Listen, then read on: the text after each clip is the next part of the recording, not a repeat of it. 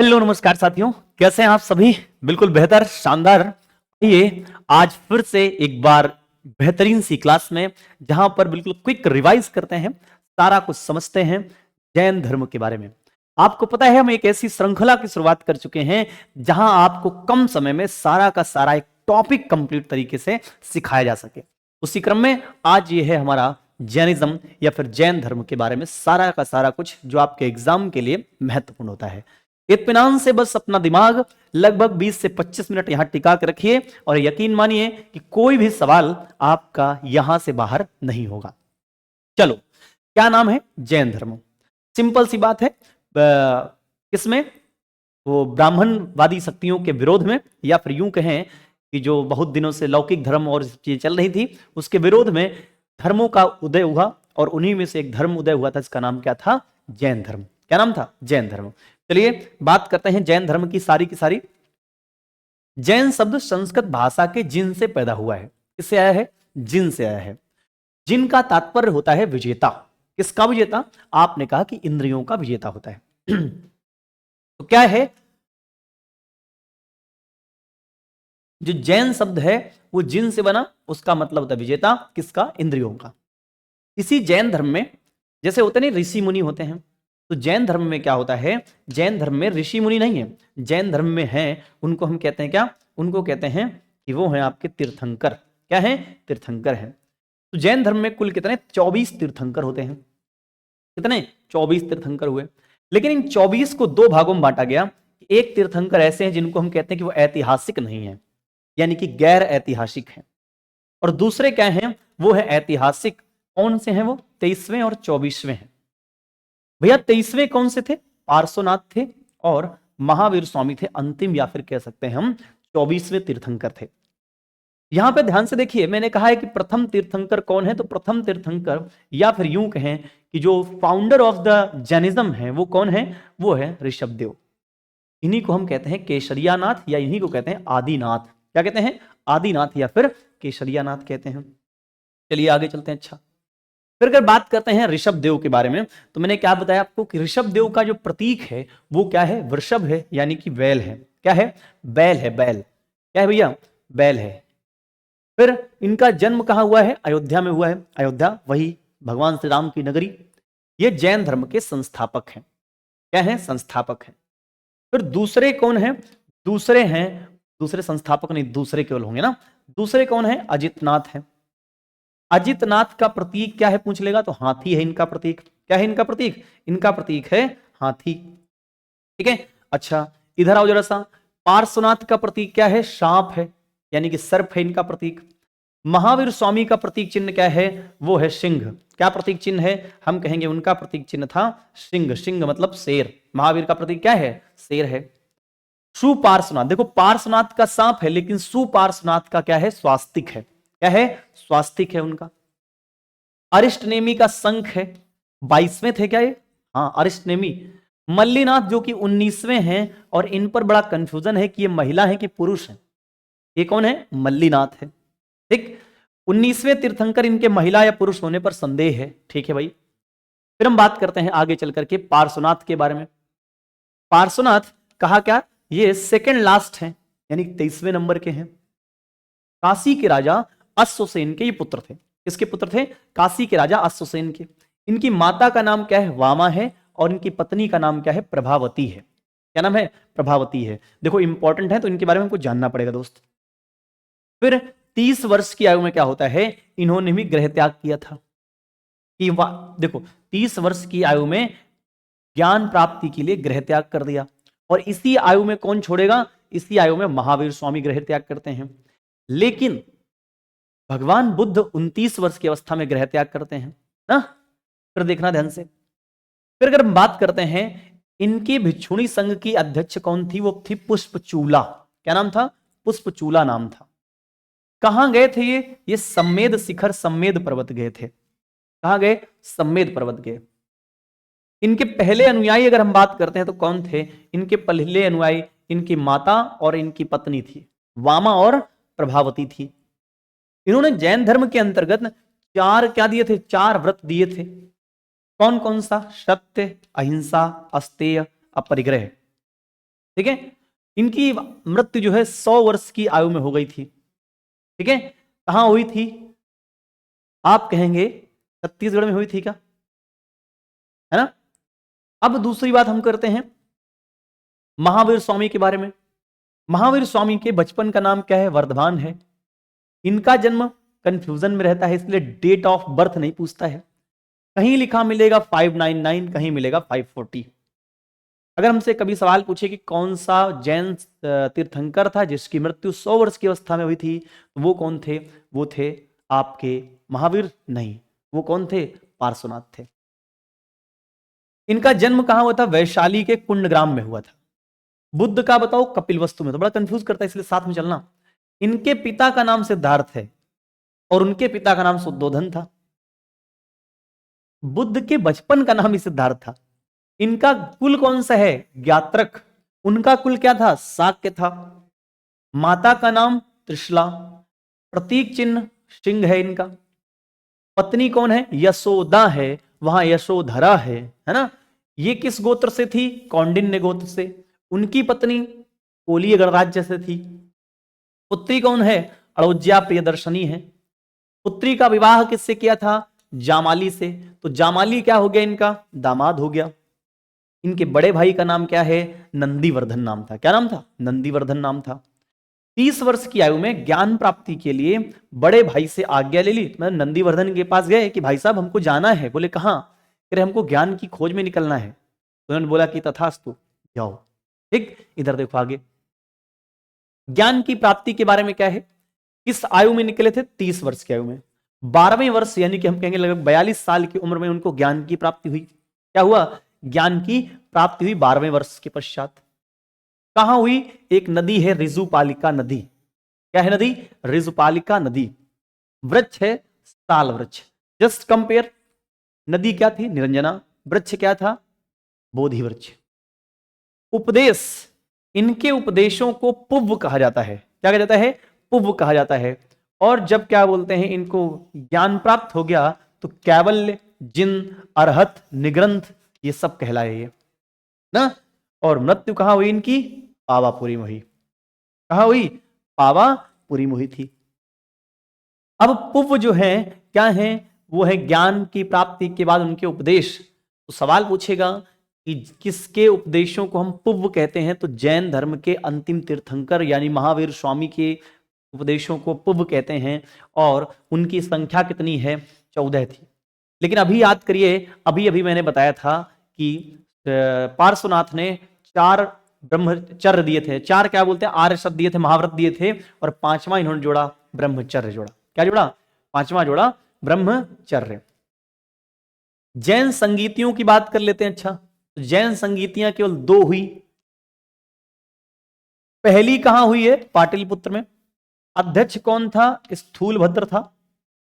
कौन सा शासक था? चंद्रगुप्त था। यहीं पर जैन धर्म 2 भागों में बट गया था। कितने भागों में? 2 भागों में बट गया था। यानी कि ये क्या हुआ था? ये हुई थी 4वीं शताब्दी बीसी में हुई थी। कहां हुई थी? 4वीं शताब्दी बीसी में हुई थी। और ये कब हुई थी? 512 एडी में हुई थी। बहुत दिन के बाद हुई। यहां पे आके हुई थी जाकर के। कहां हुई? बल्लभी, गुजरात में हुई। इसका अध्यक्ष कौन? देवर्धि क्षमा श्रमण। इस समय यहां गुजरात में कौन सा वंश चल रहा था अगर पूछे तो मैत्रक वंश था। और उसका शासक था श्रवसेन। क्या नाम था? श्रवसेन। लेकिन अध्यक्ष कौन है? देवर्धि क्षमा श्रमण। पहले का अध्यक्ष स्थूलभद्र, दूसरे का देवर्धि क्षमा श्रमण। जैन धर्म 2 भागों में विभाजित हुआ था। कहां? पहली वाली में। कौन से 2 भाग हुए थे? श्वेतांबर और दिगंबर ना। ठीक है, अब 2 भागों में विभाजित हुआ, श्वेतांबर में और दिगंबर में। श्वेतांबर में कौन है? स्थूलभद्र इसके संस्थापक हैं। रूढ़िवादी विचारधारा है। उत्तर भारत में रह गए ये लोग। और दक्षिण में कौन चले गए? दिगंबर ना। मल्लीनाथ को ये लोग महिला मानते हैं। ये लोग सफेद कपड़े धारण करते हैं।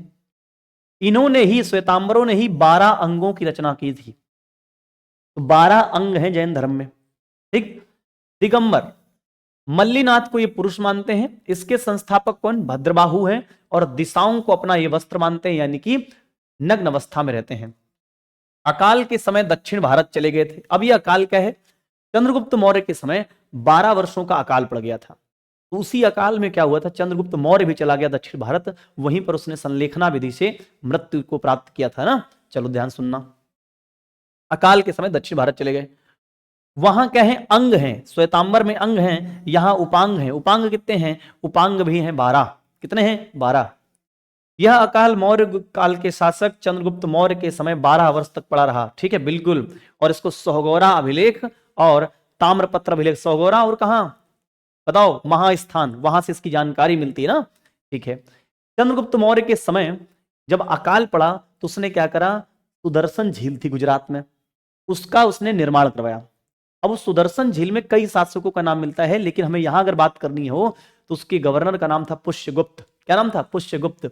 अपने राज्यपाल पुष्यगुप्त को सुदर्शन झील के निर्माण के लिए सौराष्ट्र भेजा। सौराष्ट्र कहां है, गुजरात। चंद्रगुप्त मौर्य भद्रबाहु के साथ कर्नाटक चला गया था। किसके साथ चला गया था, भद्रबाहु के साथ। कर्नाटक में कहा, श्रवणबेलगोला। संलेखना पद्धति से उसने वहीं पर प्राण त्याग दिए, एंड हो गया उसके जीवन का। ठीक, आगे आओ जरा सा। फिर जैन धर्म की हम बात करते हैं। अभी देखो फिर से वही कहोगे, फिर वही आ गया, तो क्या हुआ, सुनो तो ध्यान से। क्या कहा, माता कौन है, त्रिशला है। वो कौन है, लिच्छवी शासक चेटक की बहन है। जरा सोचो, लिच्छवी शासक चेटक की बहन है, और यहीं से कौन है, भगवान बुद्ध हैं कि बुद्ध है क्या, या फिर क्या बोलते हैं, महावीर यहीं संबंधित हैं। तो अभी आप कह सकते हैं कि यहां से महावीर स्वामी का संबंध है ना। अब ये क्या है, पुत्री कौन है, पुत्री का विवाह हुआ था बिंबसार से, है ना। क्या है, माता त्रिशला, लिच्छवी शासक चेटक की बहन है, और चेटक की पुत्री का विवाह किससे हुआ था, बिंबसार से। सुनो ध्यान से, बिंबसार और महावीर स्वामी क्या हो गए, रिश्तेदार हो गए, ये बताना चाहता हूं। हाँ, ध्यान रखना। आगे आओ जरा सा। मतलब लिच्छवी चेटक ने क्या करा, अपनी बहन की शादी कर दी, किससे, पापा से। किसके पापा से, महावीर स्वामी के ना। और अपनी बिटिया की शादी किससे कर दी, बिंबसार से कर दी। बौद्ध ग्रंथों में महावीर स्वामी को निगंठनाथ पुत्र कहा जाता है, जैन ग्रंथों में नहीं, बौद्ध ग्रंथों में। इनको ज्ञान की प्राप्ति तो जिन अरहत निगंथ कहलाए। प्रथम उपदेश इन्होंने कहा दिया था, वितुलाचल पहाड़ी पर दिया था पहला उपदेश। लेकिन सोचो, महात्मा बुद्ध ने कहा दिया था, सारनाथ में दिया था, मृषिपत्तन मृगदाओ। पहला वर्षावास इन्होंने कहां काटा, अस्तिका ग्राम में। उनका पहला वर्षावास सारनाथ में, दूसरा वाला वैशाली में, सबसे अंतिम वाला वैशाली में। है, चलो, अंतिम वर्षावास इन्होंने पावापुरी में काटा। सर्वाधिक वर्षावास राजगृह है, उनके सबसे ज्यादा कहां है, श्रावस्ती में है। ठीक है, तब कंपेयर कर चल रहा हूं। प्रथम उपदेश हो गया, आचारांग सूत्र से महावीर की तपस्या का उल्लेख मिलता है। अब ये बड़ा इंपॉर्टेंट पॉइंट है कि कहां से महावीर की तपस्या का उल्लेख मिलता है, तो आचारांग सूत्र से मिलता है। जैन सिद्धांत क्या है, ये आत्मा पर विश्वास करता है, लेकिन बौद्ध धर्म आत्मा पर विश्वास नहीं करता है। अनीश्वरवादी ये भी है, वो भी अनीश्वरवादी है। वेदों की सत्ता का खंडन करते हैं, वेदों को अप्रमाणिक मानते हैं। वर्ण व्यवस्था का खंडन नहीं किया इन्होंने, ध्यान रखना, वर्ण व्यवस्था का खंडन नहीं किया। युद्ध और कृषि पर प्रतिबंध है। इसमें त्रिरत्न पाए गए, सम्यक ज्ञान, सम्यक दर्शन, सम्यक आचरण। यहां त्रिरत्न है, वहां त्रिपिटक है। क्या है, त्रिपिटक है। इस पर अधिक बल दिया गया उन्होंने, किस पर, आचरण पर। अगर पूछे त्रिरत्नों पर किस में सबसे ज्यादा बल दिया गया है, तो वो है आचरण पर। अनेकांतवाद का संबंध किससे है, बौद्ध धर्म से कि जैन धर्म से, तो बताना। अनेकांतवाद जो है बहुलवादी सिद्धांत है, ये जैनिज्म से संबंधित है। तो वैसे ही क्या है, सप्तभंगीय सिद्धांत है, जिसे हम स्यादवाद कहते हैं। तो आपसे सवाल पूछेगा कि जो सप्तभंगीय सिद्धांत या स्यादवाद है, उसका संबंध किस धर्म से है, तो बता देना वो है जैनिज्म से ना। आगे जरा सा, जामाली का महावीर स्वामी, जामाली का महावीर स्वामी से क्रियाक्रमण सिद्धांत को लेकर विवाद हो गया। जामाली कौन था, दामाद था। किस बात को लेकर के विवाद हुआ था, क्रियाक्रमण सिद्धांत को लेकर के। जामाली ने बहुतरवाद की स्थापना करी थी, वेरी मोस्ट इंपॉर्टेंट है। इन्होंने क्या करा था, बहुतरवाद की स्थापना की थी। जैन संघ में भिक्षु और भिक्षुणी हुआ करते थे। ठीक है, और जो ग्रह में रहते थे उनको कहते थे श्रावक श्राविका। बड़ा कंफ्यूज करता है, भिक्षु भिक्षुणी बौद्ध धर्म में भी होते हैं, लेकिन घर में रहेंगे तो वो उपासक और उपासिका होंगे, यहां घर में रहेंगे तो श्रावक और श्राविका कहे जाएंगे। ठीक है, इसमें जैन संघ में 11 गणधरों का उल्लेख मिलता है, लेकिन सुधर्मन को और इंद्रभूति को छोड़ दो तो 9 जो थे, 9 लोग, वो बुद्ध के नहीं, महावीर के जीवन में समय ही समाप्त हो गए थे। किसको छोड़ करके? इंद्रभूति और सुधर्मन को छोड़ करके। इसके जैन संघ के प्रमुख अध्यक्ष को क्या कहते? उसको थेरा कहते थे, थेरा। और इस थेरा का पहला अध्यक्ष कौन बना था? वो बना था सुधर्मन। तो हमसे सवाल पूछे जैन संघ का प्रथम अध्यक्ष कौन, तो आप कहेंगे सुधर्मन था। और अंतिम थेरा कौन था? भद्रबाहु था। ये वही भद्रबाहु है जिसके नेतृत्व में चंद्रगुप्त मौर्य भी दक्षिण भारत चले गए थे। पावापुरी जैन धर्म का सारनाथ कहते हैं इसको। किसको? पावापुरी को। ठीक है, ध्यान रखना। जैन धर्म के केंद्र क्या हैं? उत्तर भारत में मथुरा केंद्र है, दक्षिण भारत में कर्नाटक। उत्तर में मथुरा, दक्षिण में कर्नाटक। पश्चिम में बंगाल में पड़ता है पुंड्रवर्धन। क्या है? पुंड्रवर्धन पड़ता है। और इधर क्या पड़ता है? गिरनार पड़ता है। क्या पड़ता है? गिरनार। ओके। कलिंग, अच्छा, कंकाली टीला मिला है मथुरा से, और यहां से यक्ष और यक्षिणी की मूर्ति मिली है। ये ध्यान रखना। ठीक है, आगे आइए जरा सा। जैन धर्म में विभाजन की बात करो तो जो श्वेतांबर हैं उनको हम कहते हैं थेरापंथी। क्या कहते हैं? थेरापंथी कहते हैं। दिगंबर को क्या कहते हैं? दिगंबर को कहते हैं समैया। आराम से पढ़िए। सबसे पहले क्या है? श्वेतांबर है, उसको कहते हैं थेरापंथी। फिर क्या है? दिगंबर हैं, उनको हम कहते हैं समैया। फिर तेरापंथी किसके संप्रदाय में आता है? इसी के में आता है। एक को पढ़ते हैं पहले, एक याद कर लो, दूसरा याद ही हो जाएगा। श्वेतांबर, थेरापंथी। इससे में क्या आता है? स्थानकवासी, डेरापंथी। तो श्वेतांबर का क्या है? थेरापंथी। और उसके अंतर्गत क्या आते हैं? स्थानकवासी और डेरापंथी। इनमें जो मृत्यु होती है वो क्या है? संथारा है। ठीक है, तो बताओ श्वेतांबर संथारा, श्वेतांबर संथारा। तो मुझे बताना ये संथारा और संलेखना सुनो। अब जैन धर्म में भद्रबाहु के साथ कौन गया था? वो गया था चंद्रगुप्त मौर्य। तो चंद्रगुप्त मौर्य क्या है? दिगंबर का शाखा का अनुयायी है। तो संथारा पद्धति से नहीं, हम कहेंगे संलेखना पद्धति से मरेगा जाके, है ना, मृत्यु होगी। तो श्वेतांबर में स्थानकवासी होते हैं, डेरापंथी होते हैं, मृत्यु हुई थी, संतारा कहलाती है। यहां से साधु और यति होते हैं। मल्लीनाथ को लोग स्त्री मानते हैं। यहाँ पे 63 सलाका पुरुषों की कल्पना की गई है, इसमें कृष्ण को भी शामिल किया गया है। तो सवाल पूछेगा कि बताओ सलाका पुरुषों की संख्या क्या है जैन मतानुसार? तो आंसर है 63। लेकिन किस मत के अनुसार जैन धर्म में सलाका पुरुषों की संख्या 63 है? तो आंसर है श्वेतांबर के अनुसार। किसके अनुसार? श्वेतांबर के अनुसार। ठीक है, दिगंबर की बात करते हैं। दिगंबर को समैया कहते हैं। देखो अब कंफ्यूजन नहीं, समैया के पहले क्या बताओगे? श्वेतांबर, तेरापंथी, स्थानकवासी, डेरापंथी। ठीक है, वो उधर की बातें हैं सब पूरी की पूरी। दिगंबर में कौन है? 13 तोता 20। ठीक है, 13 तोता 20, है ना। कैसे याद करोगे? 13 तोता 20 समय मिलता है, या 20 बार मिलता है, कुछ भी करके याद कर लो। दिगंबर, है ना। तो क्या है? इसके बाद हम कहेंगे इसका प्रमुख कौन? भद्रबाहु। यहां पर जो मृत्यु है उसको हम संलेखना कहते हैं।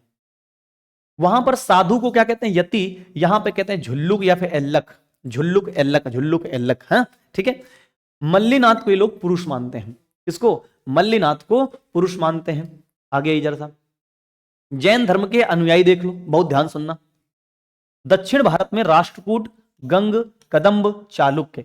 गंग, कदम्ब, चालुक्य, राष्ट्रकूट। गंग, कदम्ब, चालुक्य, राष्ट्रकूट। गंग, कदम्ब, चालुक्य, राष्ट्रकूट कहां के हैं? दक्षिण भारत के हैं ये ना। फिर क्या है? राष्ट्रकूट का एक शासक था इंद्र चतुर्थ, वो संलेखना पद्धति से प्राण त्याग करता है। और भी कुछ शासक जैसे हेमचंद्र सूरी है, चंद्रगुप्त मौर्य है, ये लोग संलेखना पद्धति से प्राण त्यागते हैं। तो बताओ किसको फॉलो कर रहे होंगे? ये श्वेतांबर को कि दिगंबर को? तो आप कहेंगे ये लोग दिगंबर शाखा के अनुयायी होंगे ना। उत्तर में क्या है? उत्तर में है बिंबसार, अजातशत्रु, उदयन, बिंदुसार, अमोघवर्ष। अमोघवर्ष कौन है? अमोघवर्ष तो यार किसी का शासक है बहुत बड़ा, बताएंगे। अच्छा, हाँ। और इसका ग्रंथ क्या है? रत्नमालिका नाम का ग्रंथ लिखा उसने ना। स्कंदगुप्त के कहोम अभिलेख से 5 जैन मूर्तियों की स्थापना का प्रमाण मिलता है। पूछेगा कौन सा गुप्त शासक है जिसके पास से 5 जैन ग्रंथियों की स्थापना का उल्लेख मिलता है? वो है स्कंदगुप्त। लेकिन उसके अभिलेख का नाम पूछा तो क्या बताओगे? कहोम अभिलेख। तो बताना जैसा, बिंबसार अनुयायी था, हाँ था बिंबसार। अजातशत्रु वो भी था, बिंदुसार वो भी था, अमोघवर्ष वो भी था, उसकी पुस्तक का नाम रत्नमालिका, और उदयन भी था। ठीक है। अशोक था क्या? अशोक नहीं था। अशोक बौद्ध और शैव दोनों को ही मानता था बस।